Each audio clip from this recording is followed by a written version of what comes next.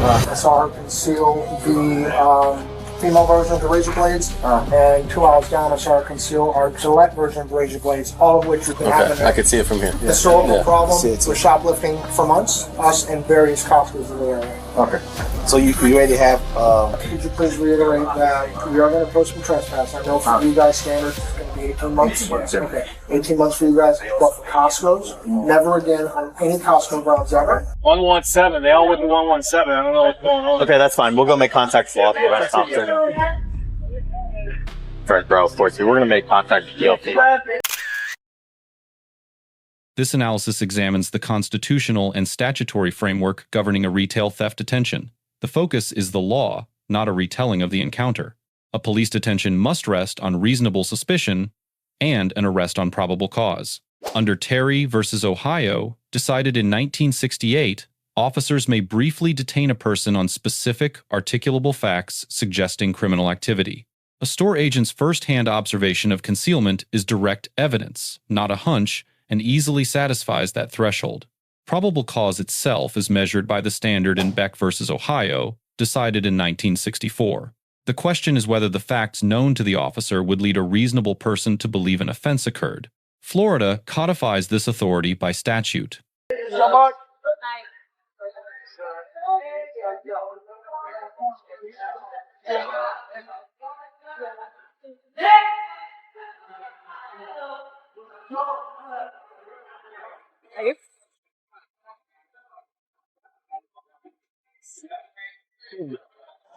So, I think 117.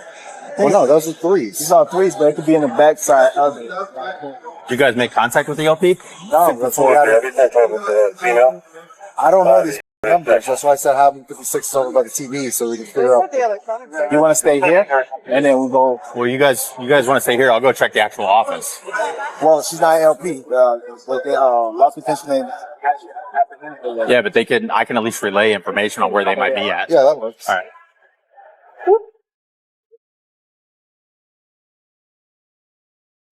Nymph like cat.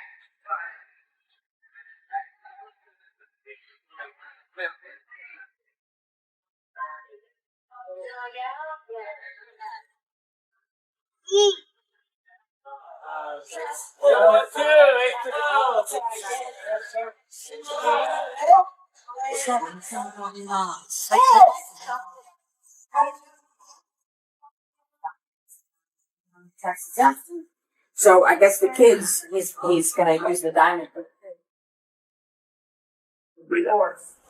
Yeah. So yeah. Mm-hmm. So You habla español? Oh, okay.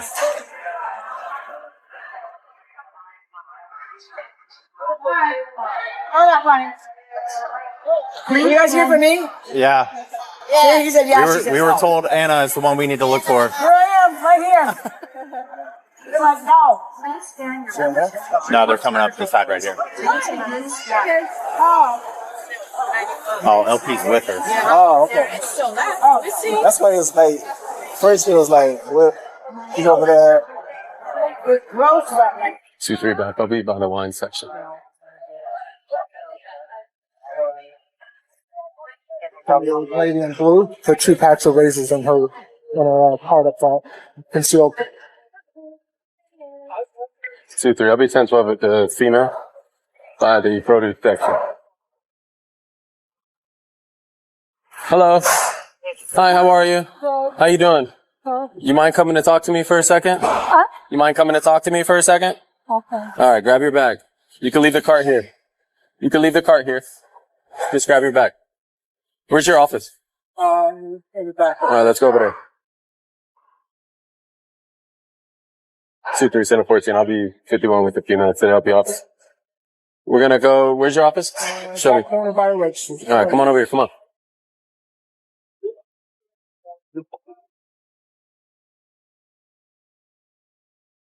You don't speak English? No. No. Okay. We're gonna go over here. Yeah.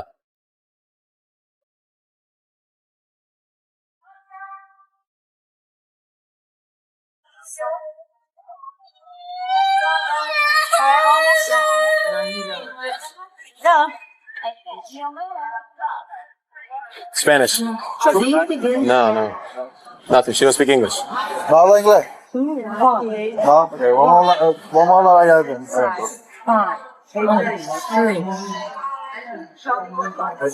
It's quite the turnout. I can say it was last week something to me about here. I'm about to go on.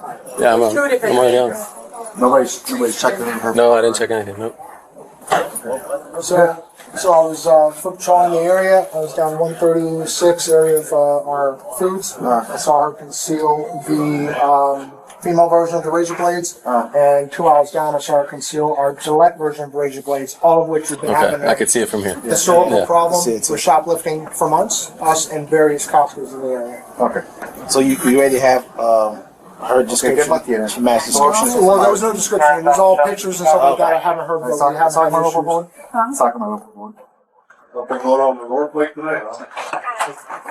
Not really. La otra cosa que tiene ahí.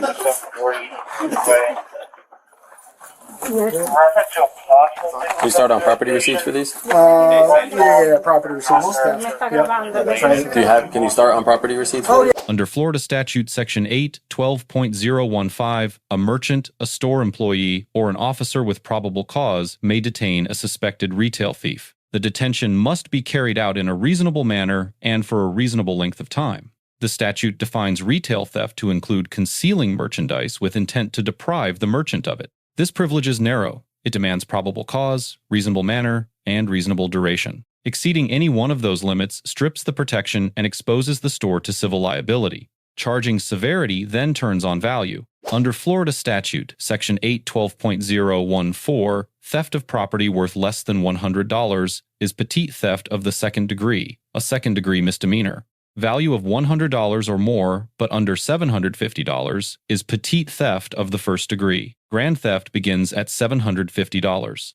Low-value concealed goods fall squarely within misdemeanor petit theft, which is why a forceful custodial arrest would be legally disproportionate. You fill them out and sign them? To get value. Yeah. We need a training. If you get an ID, can she run it? Huh? If you get an ID or a name, Can I can she run it? get a photo of this puppy? Can I do or send back so I can get photos? A ver, loco, con. Want to have you run it? Loss prevention in South Florida. Everybody's been having issues with their team. There's one that came in and tried to get us to raise rights 3 days Tiene ago. derecho The same a la team is in presencia de Boca una on the 31st. We representación skipped the full del abogado. about 3 weeks Si ago. usted si usted no tiene los medios económicos para comprar un abogado, usted tiene derecho a Hispanic males. representación de un abogado. I've never seen him before, but again, as a random shoplifter, I saw him. We are going to. She wants to pay. Yeah, nope, unfortunately, once you there's the craft shoplifting, there's nothing we can do from here on out. So you are going to be accepting the charges from us as the victims instead of Florida for misdemeanor shoplifting. No se puede pagar. Nope, sorry. You made your decision, it is what it is. Does she speak any English? She said no. I think she does. English? No? Okay, that's fine. Could you please reiterate that we are going to post some trespass? I know for you guys standards it's going to be 18 months. Okay, 18 months for you guys, but for Costco's, never again on any Costco grounds ever, or else we're going to talk to this. Yeah, no se puede ir para nunca. Times where like I've done it. Va a ir al día, a la cita. Today. La fecha, por favor. Hello. Today's the 7th? 6. A separate legal mechanism also operates here. Under Florida Statute Section 810.09, once an owner or authorized agent communicates an order not to return, a later entry becomes a first-degree misdemeanor. A trespass warning does not punish past conduct. It converts any future presence on the property into a new, independent crime.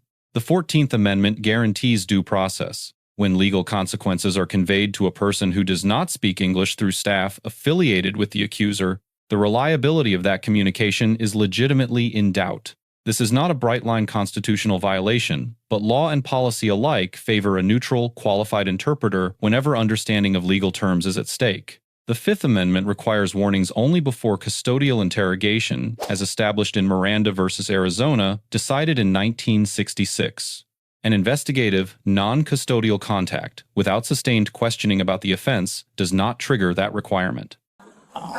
Halfway through your shift, it'll be December. I'll be sleeping. Get her copy. Does it go through? Did it, It should, I think.